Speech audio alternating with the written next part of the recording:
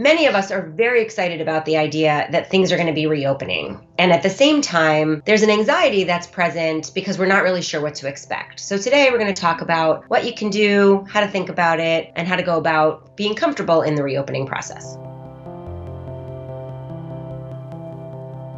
There's a very interesting phenomenon happening as we start to reopen, and it's called the negativity dominance. And what that means is we tend to look at the whole more than we look at the parts. And our brain is automatically wired to look at the negative more strongly than the positive. So if we're looking at the whole, we see fear, we see anxiety, we see worry, instead of breaking it down to the smaller parts of I might be able to see my family, or I might be able to go to a store, or I might be able to sit in a restaurant. So the little pieces might be positive, but when put together, the negative just outweighs them.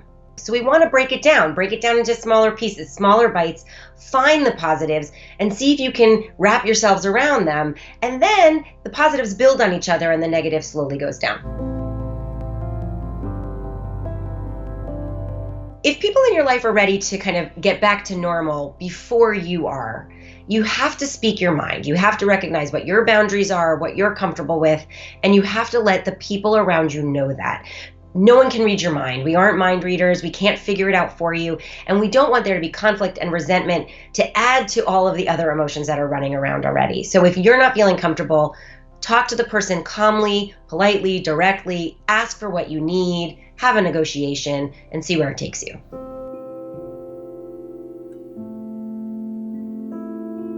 In addition to coronavirus, we're dealing with a ton of civil unrest that is really just another layer of anxiety for the country. And I believe one of the best ways to handle that is to get educated and to be able to be an activist in whatever way you can be. Maybe you aren't going to protest, but you can support your friends who are protesting. Maybe you can donate money. Maybe you can create a sign. Maybe you can call a senator. It doesn't matter. But some way to give back helps you feel more in control of the emotions when things feel so out of control.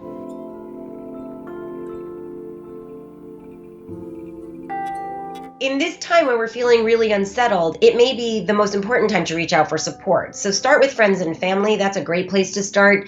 Speak openly with the people you trust. You can look at places like Talkspace. Even clinics that might be closed for in-person visits will be open for telehealth visits, so don't be afraid to reach out to those either. And if you want to look for specific psychologists, psychologytoday.com has great resources of people in your area.